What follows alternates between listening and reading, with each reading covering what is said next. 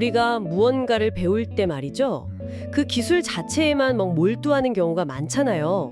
그런데 가끔은 한 걸음 딱 물러서서 잠깐, 근데 이건 대체 어디서부터 시작된 거지? 하고 그 뿌리를 따라가 보면 와, 완전히 새로운 세상이 열릴 때가 있는 것 같아요. 정말 그렇죠. 특히 그게 천년이라는 시간을 관통해온 그런 지혜라면 더더욱 그렇습니다. 황제의 권력을 상징하던 힘이 어떻게 깊은 산속 수행자의 내면을 비추는 거울이 되고 마침내는 가장 소외된 사람들의 목소리에 실려서 세상을 울리는 천둥이 되었는지 그 여정을 아는 것만으로도 지금 우리가 하는 이 수행의 무게가 달라지죠. 바로 그 천년의 여정이 오늘 우리가 깊이 파고들 이야기입니다. 주제는 바로 뇌법, 황제의 천둥에서 민중의 목소리로입니다. 한때는 황제만이 독점했던 그 막강한 힘이 어떻게 시대를 넘어서 우리 곁으로 오게 되었는지 그 흥미진진한 생존의 비밀을 한번 함께 펼쳐보겠습니다. 모든 이야기의 시작은 지금으로부터 약 900년 전으로 거슬러 올라갑니다. 1100년대 중국 북송 시대였고요. 아, 900년 전이요? 네, 당시 수도였던 개봉은 겉은 아주 화려했지만 속은 골마가고 있었어요. 북방 민족의 위협은 점점 거세지고 나라는 어수선했죠. 이때 휘종 황제는 강력한 정신적 구심점이 정말 절실했습니다. 네, 그렇죠. 나라가 위기에 처하면 사람들은 눈에 보이지 않는 어떤 강력한 힘에 더 의지하게 마련이니까요. 일종의 정신적인 돌파구가 필요했던 거군요. 바로 그겁니다.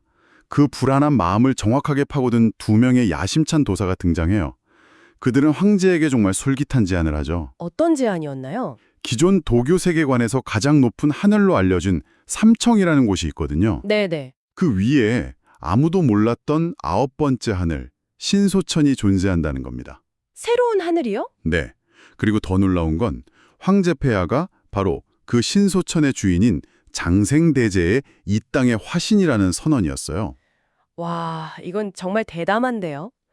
기존의 신들 위에 새로운 VIP 전용 하늘을 만들고 그 주인이 바로 황제다. 이렇게 선언해버린 거네요. 맞습니다. 이건 단순히 황제의 권위를 세우는 걸 넘어서 기존의 모든 종교 세력에게 이제부터는 내가 정한 질서가 최고야 라고 선포한 셈이니까 엄청난 정치적 승부수였겠어요. 정확합니다. 그러자 자연스럽게 핵심적인 질문이 따라오죠. 좋다. 황제가 우주의 주인인 건 알겠다. 그렇다면 그 신성한 하늘의 힘을 어떻게 이 땅으로 끌어내릴 것인가? 그에 대한 대답이 바로 뇌법이었습니다. 뇌법. 이름만 들어도 천둥, 번개와 관련이 있을 것 같은데요. 맞습니다. 이전까지의 도교 의례가 신에게 제물을 바치고 소원을 비는 다소 좀 수동적인 방식이었다면 뇌법은 차원이 달랐어요. 어떻게 달랐죠? 이건 수행자가 직접 신소천의 우주적 에너지와 하나가 되는 거예요.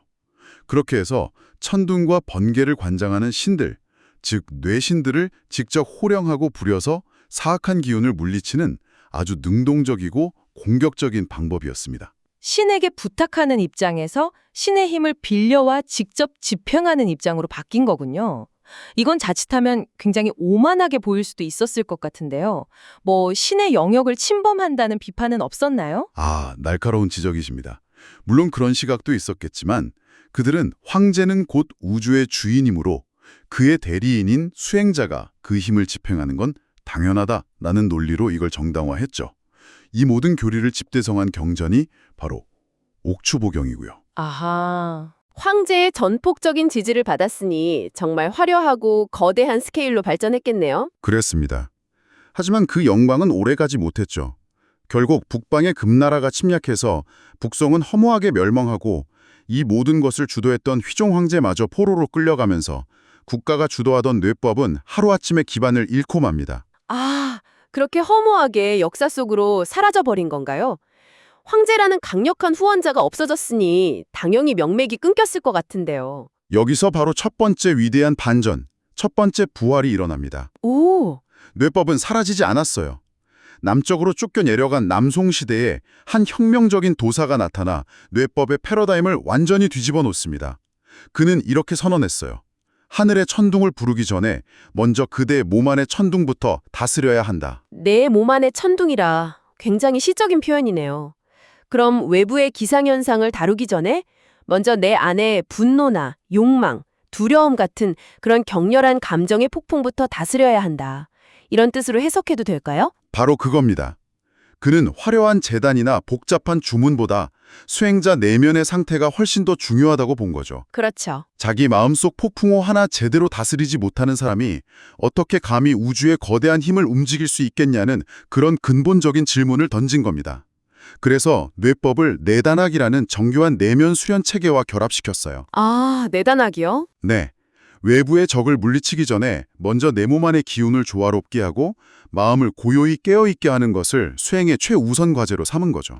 그러니까 번개를 부르는 법이라는 외적인 기술 매뉴얼에서 번개를 부를 자격이 있는 사람이 되는 법이라는 내적인 성찰 지침서로 그 본질이 바뀐 거군요. 어떻게 보면 요즘 자기계발서에서 흔히 말하는 마음가짐이 현실을 바꾼다는 이야기의 원조 버전처럼 들리기도 하네요. 아주 적절한 비유입니다.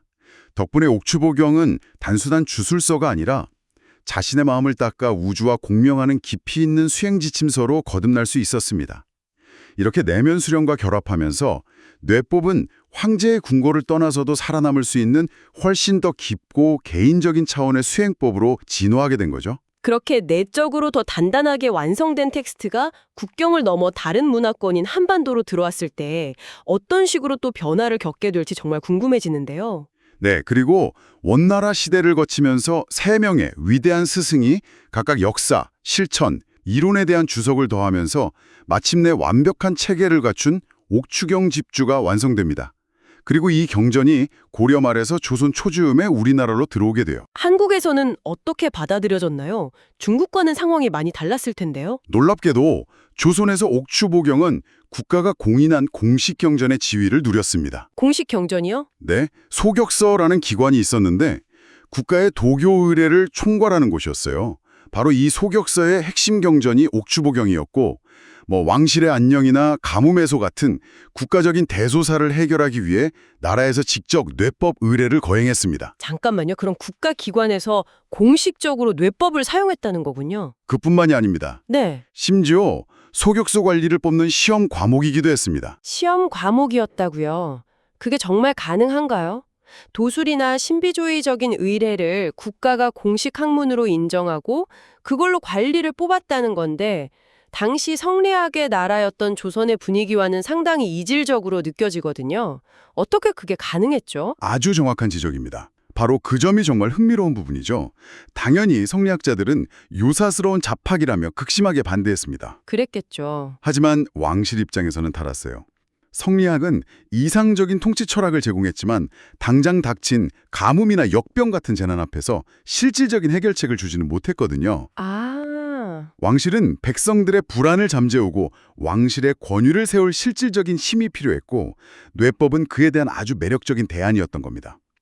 이런 현실적인 필요 때문에 성리학자들의 그 거센 반대에도 불구하고 조선 중기까지 그 명맥을 유지할 수 있었죠. 이상과 현실의 충돌 속에서 뇌법이 그 틈새를 파고들어서 생존했던 거군요. 정말 끈질긴 생명력인데요. 하지만 그 생명력도 임진왜란이라는 거대한 국난을 겪으면서 한계에 부딪힙니다.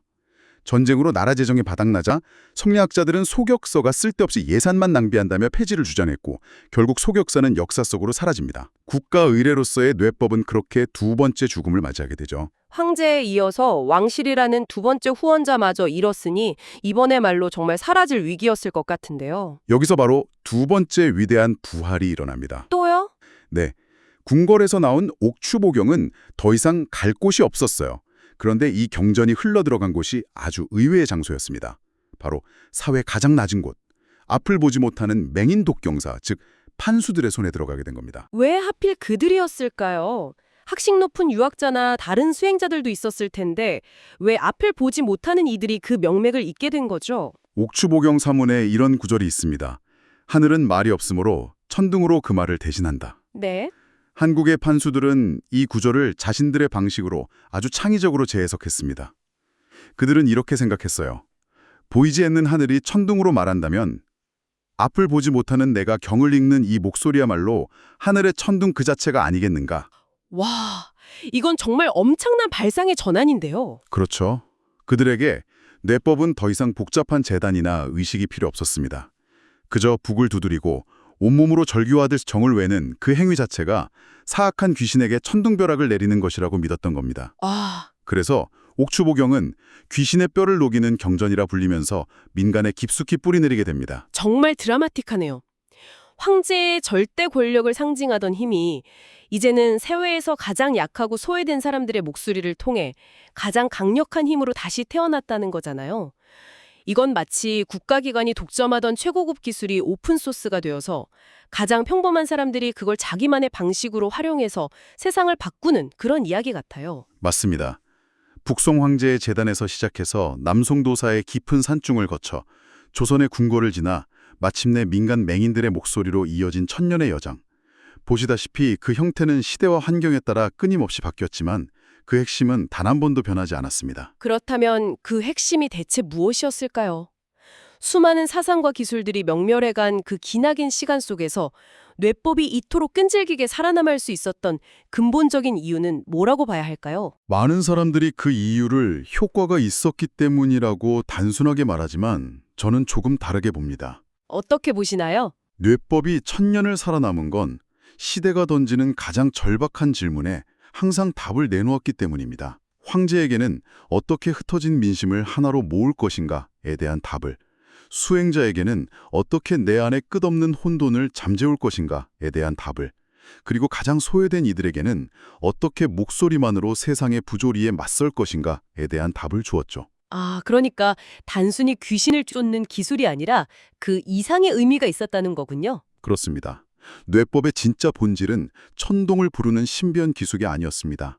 어떤 절망적인 상황에서든 인간에게 스스로 상황을 통제할 수 있다는 주도권과 나는 무력하지 않다는 존엄성을 되찾아주는 힘에 있었던 겁니다. 바로 그 힘에 있었기에 천년의 풍파를 견디고 지금 우리 앞에까지 올 수 있었던 거죠. 우리가 지금 서 있는 이 자리가 바로 그 천년의 길 끝이라는 걸 아는 것만으로도 수행에 임하는 마음가짐이 완전히 달라질 것 같습니다. 막연한 호기심이 아니라 역사가 검증한 위대한 길 위에 서 있다는 깊은 확신을 갖게 되네요. 오늘 우리가 이 길고 험난했던 역사를 들여다본 이유도 바로 그것입니다. 당신이 지금 딛고 선 땅이 얼마나 깊고 단단한 곳인지 알게 되면 앞으로 내딛는 한 걸음 한 걸음의 의미가 달라지기 때문입니다. 네, 이제 우리는 우리가 배우려는 것이 어디서 왔고 무엇을 견뎌냈으며 왜 지금 이 순간에도 여전히 유효한지 알게 되었습니다. 어쩌면 뇌법의 진정한 가르침은 천둥이라는 현상 그 자체가 아니라 그 안에 담긴 우주의 질서와 생명력, 그리고 그것을 어떻게든 이해하고 삶의 무기로 삼으려 했던 인간의 위대한 의지를 배우는 일인지도 모르겠습니다. 오늘 저희가 준비한 깊이 있는 이야기는 여기까지입니다. 들어주셔서 감사합니다.